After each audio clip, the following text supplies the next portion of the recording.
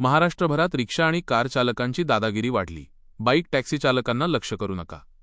पुणे मुंबई गेल्या काही दिवसांपासून संपूर्ण महाराष्ट्रामध्ये रिक्षा आणि कार चालकांकडून दुचाकी बाईक टॅक्सी चालकांना मारहाण आणि धमकावण्याचे प्रकार वाढले आहेत.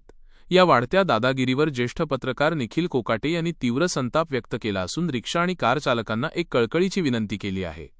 कंपन्यांशी लढा, गरिबांशी नको. पत्रकार निखिल कोकाटे यांनी आपल्या निवेदनात म्हटले आहे की रिक्षा आणि कार चालक आपले वैयक्तिक राग सामान्य बाईक चालकांवर काढत आहेत.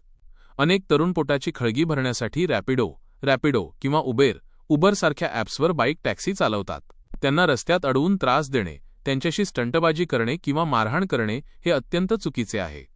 तुमचा विरोध व्यवसायाला असेल तर तुम्ही थेट रॅपिडो आणि उबेर सारख्या कंपन्यांशी लढा. त्यांना त्यांच्या ॲपमधून बाईक टॅक्सीचा पर्याय हटवायला लावा. पण रस्त्यावर काम करणाऱ्या सामान्य चालकांना त्रास देऊन आपली दादागिरी सिद्ध करू नका, असे आवाहन कोकाटे यांनी केले आहे. प्रमुख मागण्या आणि आवाहन. ॲप कंपन्यांवर दबाव आणा. जर बाईक टॅक्सीमुळे तुमच्या व्यवसायावर परिणाम होत असेल तर कायदेशीर मार्गाने कंपन्यांना आणि प्रशासनाला जाब विचारा. स्टंटबाजी थांबवा. रस्त्यावर रिक्षा किंवा कारने बाईक चालकांना कट मारणे किंवा भीती घालण्याचे प्रकार त्वरित थांबवावेत.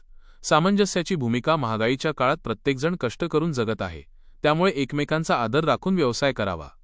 प्रशासनाचे लक्ष वेधण्याचा प्रयत्न. या वाढत्या वादाकडे प्रशासनानेही गांभीर्याने लक्ष देण्याची गरज असल्याचे कोकाटे यांनी नमूद केले. रिक्षा संघटना आणि ॲप आधारित कंपन्यांमधील हा वाद सामान्य नागरिकांच्या सुरक्षिततेसाठी घातक ठरत आहे. जर ही दादागिरी थांबली नाही तर कायदा व सुव्यवस्थेचा प्रश्न निर्माण होऊ शकतो, असा इशाराही या माध्यमातून देण्यात आला आहे.